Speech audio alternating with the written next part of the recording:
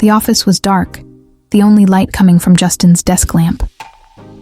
As I stood there, watching him work, I felt a pull I couldn't explain, a dangerous attraction I knew I should resist. My name's Grace, and I'm a junior associate at a top-tier law firm in the city. I've been here just over a year, clawing my way up through late nights and endless case files.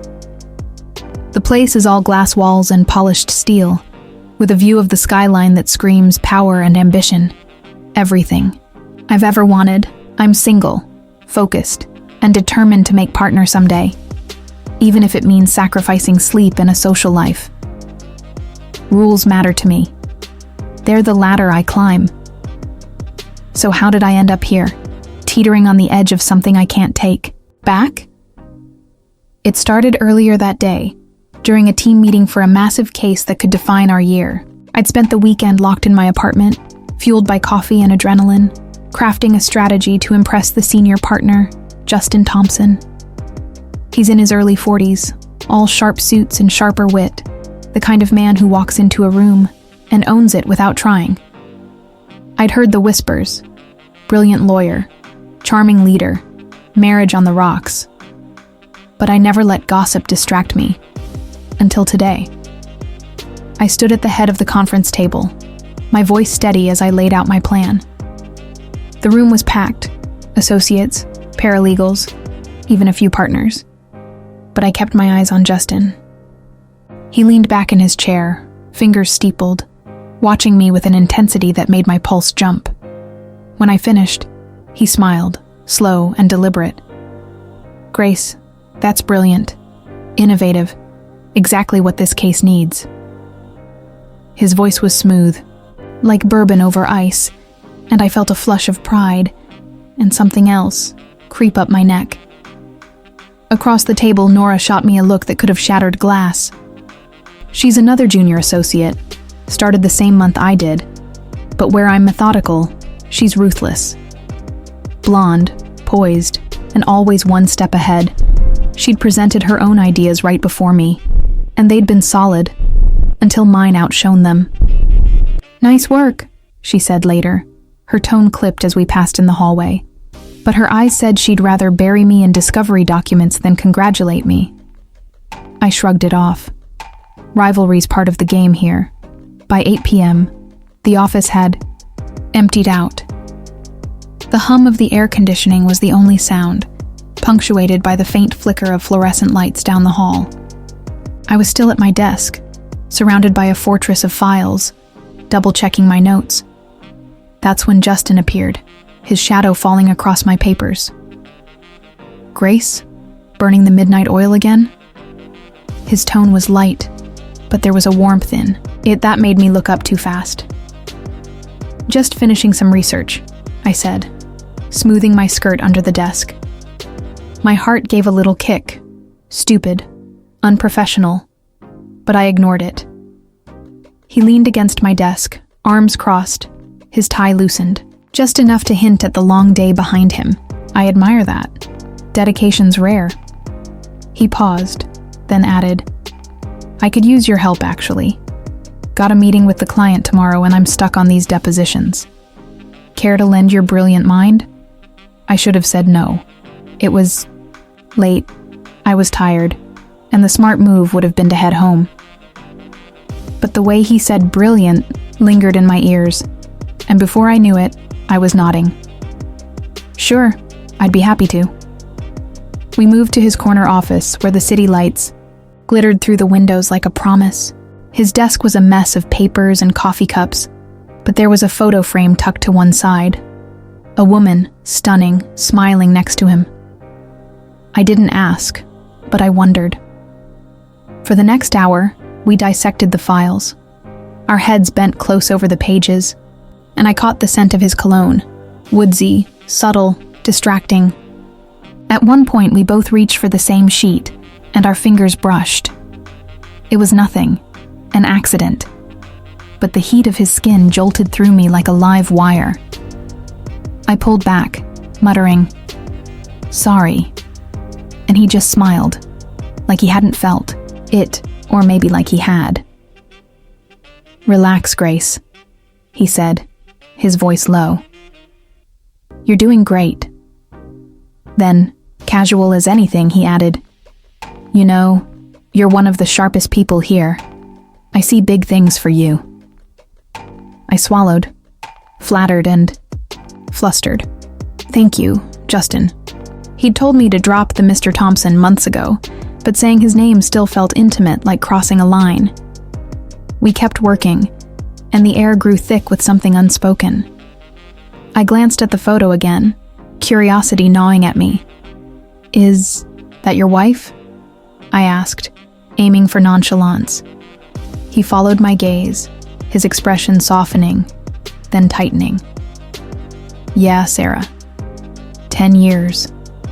Things have been complicated lately. His tone was wistful, but he didn't elaborate, and I didn't push. Rumors swirled around the office, separated maybe or just distant, but I wasn't here to play detective. Finally, we finished. He stretched, his shirt pulling tight across his shoulders, and I tried not to notice. You're a lifesaver, he said. It's late. Let me walk you to your car. Parking garage gets creepy this time of night. I hesitated, then agreed. The elevator ride down was silent, the space between us humming with tension I couldn't name.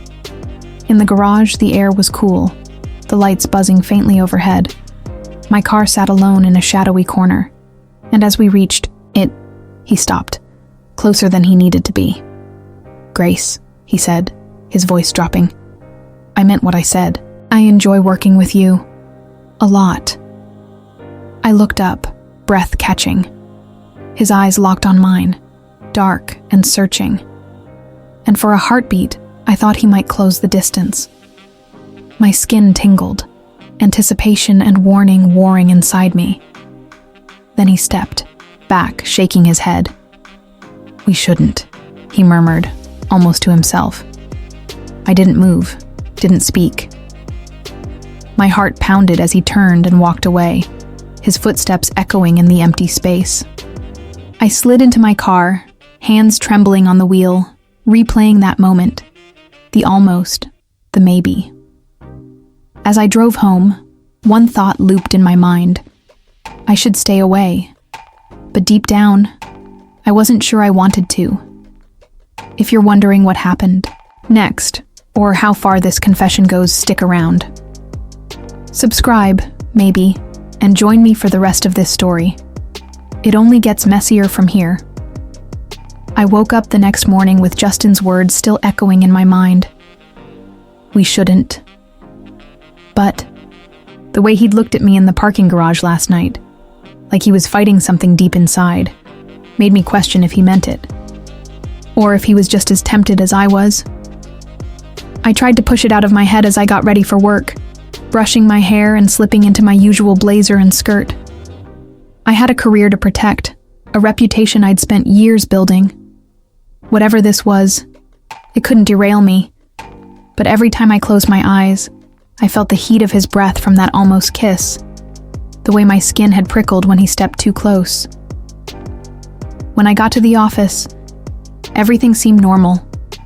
The hum of phones, the clatter of keyboards, the faint scent of coffee drifting from the break room. I settled into my cubicle, determined to bury myself in work and forget the night before. But as my laptop hummed to life, a notification pinged, a meeting request from Justin. Case strategy session, my office, 10 a.m. My stomach twisted. I could cancel, make an excuse, but he was my boss. This was work. I had to go. At 10 a.m., I knocked on his door. Come in, he called, his voice calm and professional. He was already at his desk, surrounded by files, his sleeves rolled up just enough to show the edges of his forearms.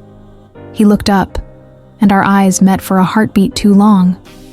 There was a flicker, something unspoken, but it disappeared as he waved me in.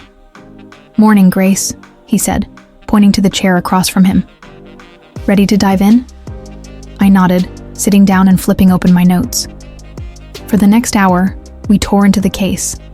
Legal precedents, client timelines, possible defenses. It was intense, and for a while, I almost forgot the tension simmering beneath the surface.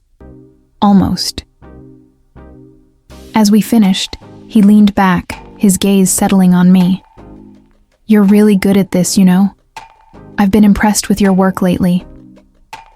Warmth spread through me, pride, but something else too. "Thank you, Justin. That means a lot." He smiled, but it didn't quite reach his eyes. "Listen, about last night, I think we should talk." My pulse jumped. "Talk about what?" I asked, keeping my tone steady. He sighed, running a hand through his hair. "I don't want you to get the wrong idea. You're an incredible lawyer, and I value what we have here, but there are lines we can't cross." I nodded, swallowing the lump in my throat. "I get it. It was just a late night. We were tired." Relief flashed across his face, but I caught a shadow of something else. Disappointment, maybe? Exactly. Let's keep our focus on the case, okay? Of course, I said, forcing a smile. But as I left his office, a sting of rejection hit me. Had I misread everything? Was I just another eager associate to him? In the hallway, I nearly collided with Nora, another junior associate. She leaned against the wall, arms crossed, a smirk tugging at her lips. "Morning, Grace. Long night?"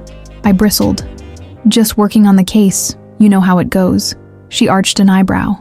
"Oh, I'm sure. You and Justin seem awfully close these days." "We're on the same team," I snapped. "It's called collaboration." She laughed. A sharp, knowing sound. "Right. Collaboration. Just be careful, Grace. People talk." Before I could fire back, she sauntered off, leaving me fuming. What did she know? Had she seen us last night? Or was she just fishing? I shoved it aside and returned to my desk, determined to focus. But all day, I felt Justin's presence like a current in the air. Our eyes met too often in the halls. His voice lingered on my name during team updates. By late afternoon, I was unraveling. I needed a break, so I headed to the break room for coffee. As I poured a cup, footsteps sounded behind me. I turned, and there was Justin, his expression unreadable. "Hey," he said, his voice low. "Got a minute?" I set the pot down, nodding. "Sure. What's up?" He stepped closer, glancing over his shoulder to check the empty room. "I've been thinking, maybe we should grab dinner tonight, to go over the case, off the clock." My heart raced. "Dinner? Like a working dinner?" He paused, then nodded. "Yeah, just to stay on the same page, no pressure." Every rational part of me screamed to say no.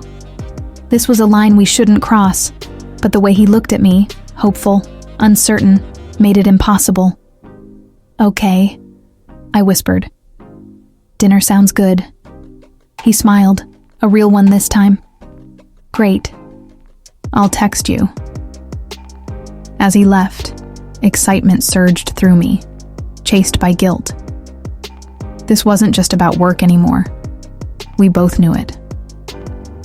That evening, I sat in a dimly lit restaurant, tucked at a table in the back. I'd picked a spot away from prying eyes, but I still felt exposed. What if someone from the firm saw us? What if Nora found out? Justin arrived, sliding into the seat across from me, loosening his tie. "Sorry I'm late. Traffic was brutal."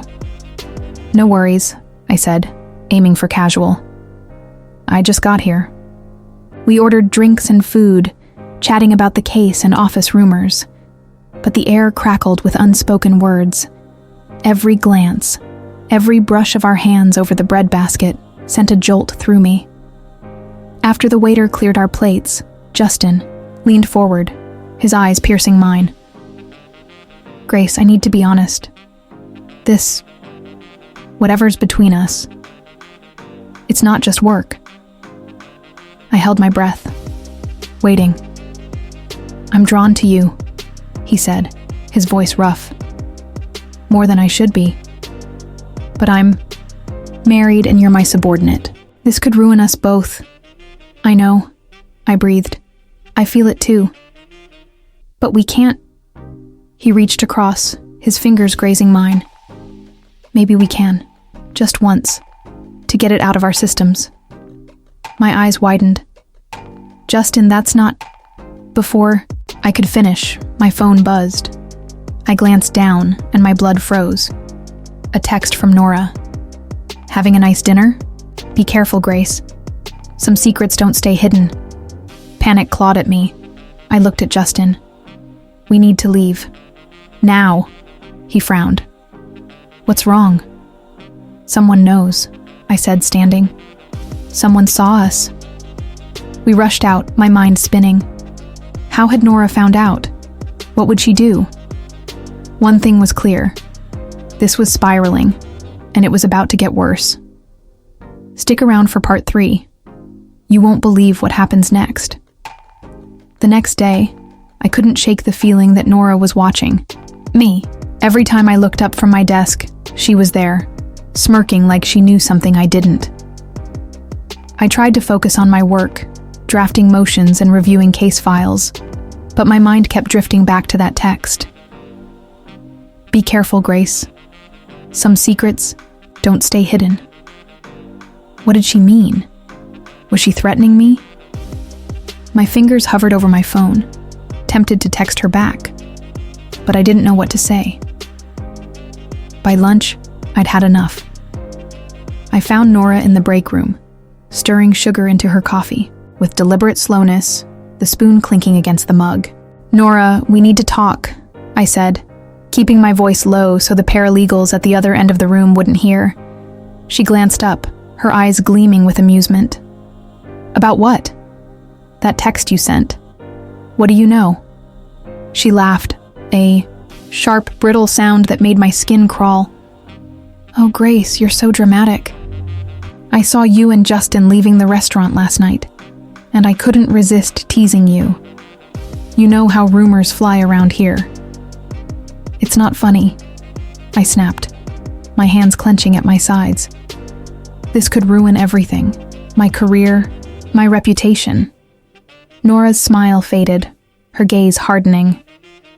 You think you're special, don't you? That he's different with you, but you're not the first.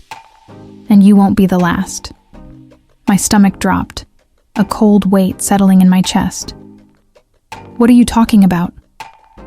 Ask him about last year. About the associate who left suddenly. Maybe then you'll understand. She turned and walked away, her heels clicking on the tile floor, leaving me frozen in place. I spent the afternoon in a daze, Nora's words looping through my mind. What did she mean about last year? Had Justin been involved with someone else at the firm? The thought made me sick, partly because of the betrayal, partly because I'd let myself get so close to him. He was my boss, married, and yet here I was, tangled up in something I couldn't control. Just as I was packing up to leave, Mr. Harrison, the managing partner, called Justin and me into his office. I need you two to handle the deposition tomorrow, he said, his tone clipped and authoritative. It's a key witness in the Peterson case, and we can't afford any mistakes. You'll need to prep tonight. Justin nodded, calm as ever. We'll get it done. As we left, I caught Nora's eye across the room. She was watching us from her desk, her expression unreadable, my skin prickled with unease, like I was being sized up for something I didn't yet understand. That evening, the office was a ghost town. The only sound the hum of the air conditioning cutting through the silence. Justin and I sat side by side at the conference table, surrounded by stacks of documents, witness statements, emails, legal briefs. For hours we worked in tense silence, the weight of Nora's warning hanging over me like a storm cloud. I stole glances at him, his brow furrowed in concentration, his tie loosened just enough to hint at the man beneath the suit. I hated how much I noticed. Finally, around midnight, Justin leaned back in his chair, rubbing his eyes. "I think we're ready," he said, his voice rough with fatigue. "Thanks for staying, Grace." "No problem," I replied, though my mind was a million miles away. I couldn't hold it in any longer. "Justin, can I ask you something?" He looked at me, curious, his dark eyes locking onto mine. "Sure." "What happened with the associate who left last year?" Nora mentioned something, and I just need to know. His face tightened, a shadow passing over his features. "It's complicated. She was going through a tough time, divorce, stress, and I tried to help. But rumors started and she decided to leave. It was a mess. Were you involved with her?" He hesitated, then shook his head. "No, but people thought we were. It almost cost me my marriage." Relief washed over me, warm and fleeting, but doubt lingered like a bitter aftertaste. "Why didn't you tell me?" "I didn't want to scare you off," he said softly, his voice dropping to a near whisper. "Grace, I care about you. More than I should." My heart raced, pounding against my ribs.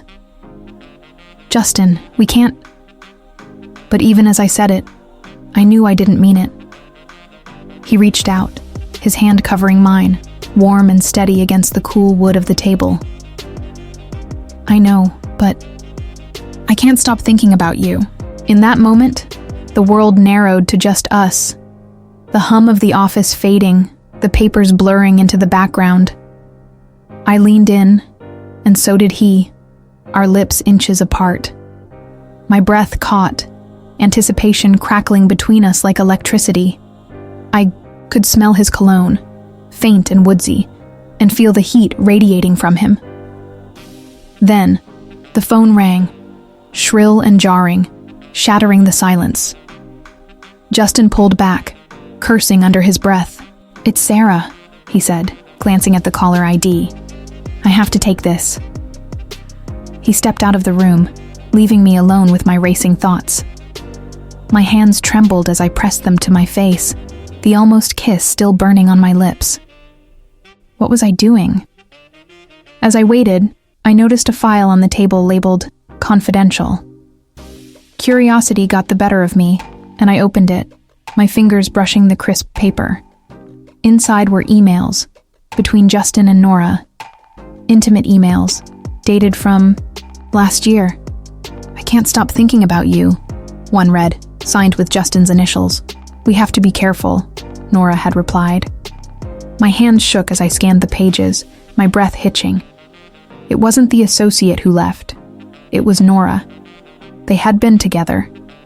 And now, she was either warning me or sabotaging me. My mind spun, torn between anger and betrayal. Just then, Justin returned, his face pale. "Grace, we have a problem. Nora just called. She's threatening to go to HR about us."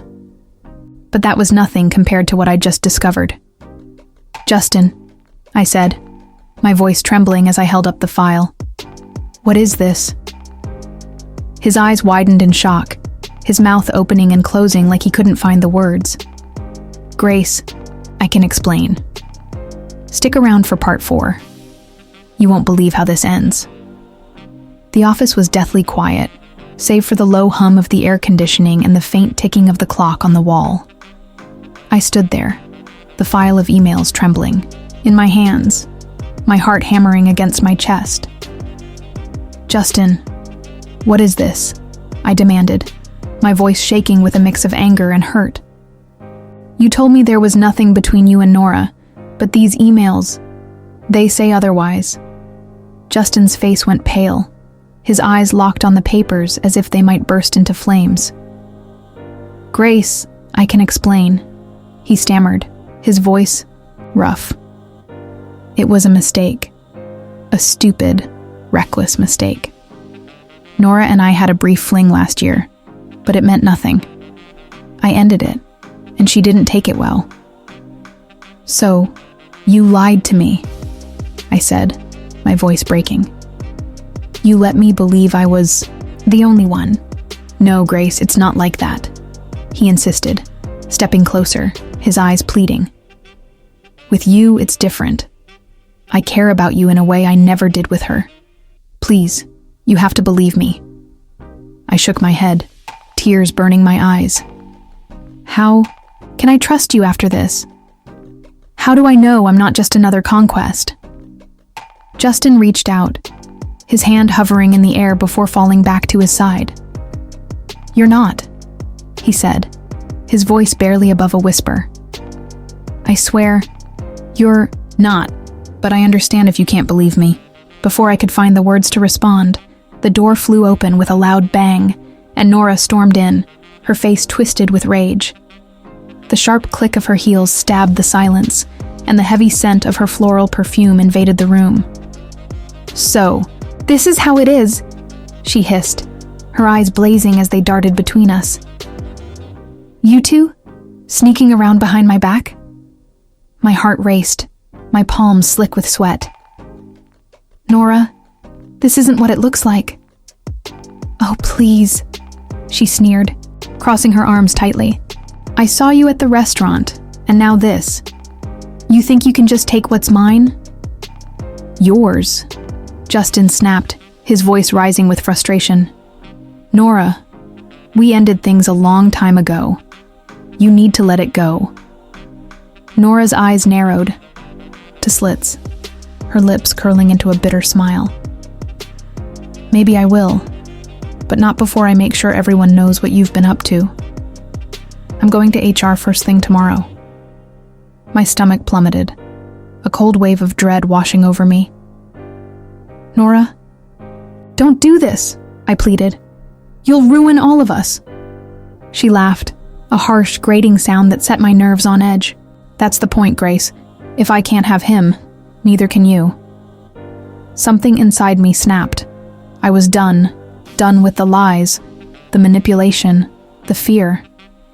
I straightened up, meeting Nora's gaze with a fire I didn't know I had. "Go ahead, Nora," I said, my voice steady and sharp.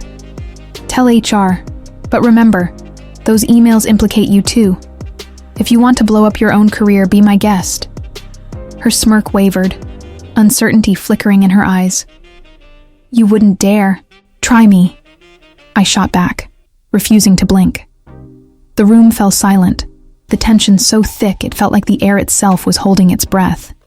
Then, with a furious glare, Nora spun on her heel and stormed out, the door slamming shut behind her with a force that rattled the walls. I exhaled shakily, my legs trembling beneath me. Justin looked at me, his expression a mix of awe and regret. "Grace, I'm so sorry," he said, his voice heavy. "For everything." I nodded, my throat tight with unshed tears. "I know. But we can't do this anymore, Justin. It's too risky for both of us." He sighed, running a hand through his messy hair, his shoulders slumping. "You're right. I wish things were different, but they're not." We stood there, the weight of our choice pressing down on us like a physical thing. Finally, I broke the silence, my voice soft but firm. "I think it's best if we keep our distance from now on. Focus on our work and nothing else." Justin nodded, his eyes shadowed with sadness. "Agreed. But for what it's worth, I'll always cherish the time we had." I managed a small, bittersweet smile. "Me too." I turned and walked out of the office, the cool night air hitting my face like a wake-up call. The city lights sparkled in the distance, and the hum of traffic filled the quiet, pulling me back to reality. It wasn't the ending I'd dreamed of, but it was the one I needed. Looking back, I see how easy it is to get swept away, to let desire blur the lines between right and wrong. But I also learned that sometimes, the hardest choices are the ones that shape who we are. I'm grateful for the lessons, even if they came with a price. If you enjoyed this story, hit that subscribe button and give us a like. We've got plenty more confessions where this came from. And tell me in the comments, what would you have done in my shoes? Would you have risked it all for love? Or walked away when the stakes got too high?